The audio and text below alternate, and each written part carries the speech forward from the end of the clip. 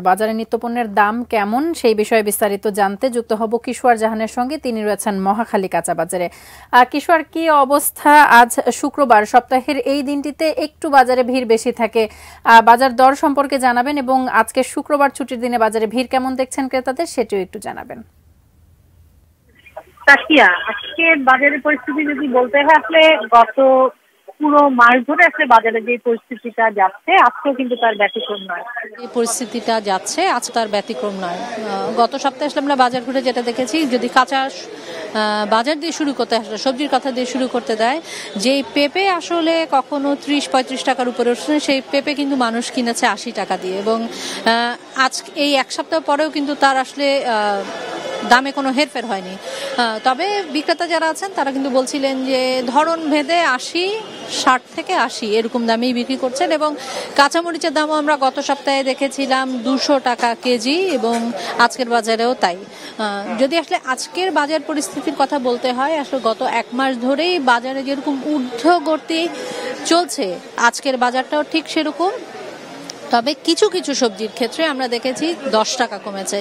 গত সপ্তাহের বাজারে আমরা যখন বিভিন্ন বাজার ঘুরেছি, সেখানে আমরা দেখেছিলাম যে ন্যূনতম সবজির দামটি শুরু হয়েছিল 50 টাকা থেকে, এবং সেটা ঊর্ধ্বে আসলে অনেক বেশি 150 টাকা পর্যন্ত, 120 থেকে 150। বাজারে কিছু সবজির দাম কমেছে, এবং সবজির দামের যদি সর্বনিম্ন দামটি বলতে হয় তাহলে বলতে হয় যে 40 টাকা থেকে মূলত শুরু। তবে পেঁয়াজ, আলু, কাঁচামরিচ এই জিনিসগুলোর কিন্তু আমরা দেখেছি জাম গত পুরো মাসে যেরকম বাড়তি যাচ্ছিল, আজকের বাজারেও কিন্তু তাই। এবং যদি আসলে গরু, মুরগি বা ডিমের কথাই যেতে হয়, সেক্ষেত্রে আসলে বাজার পরিস্থিতি একই রকম। আমরা ডিমের হালি কিন্তু দেখেছি 50 টাকা করে বিক্রি করতে, এবং ডজন ওনারা 150 টাকা করে বিক্রি করছেন, এবং জানার ছিল যে আসলে এই পরিস্থিতি আর কতদিন চলবে। আর বিক্রেতা যারা আছেন তারাও আসলে বলছেন যে দামের যেই ঊর্ধ্বগতি সেটা হয়তো বা এই মুহূর্তে বা সহসা নামার ওনারাও কোনো সম্ভাবনা দেখছেন না।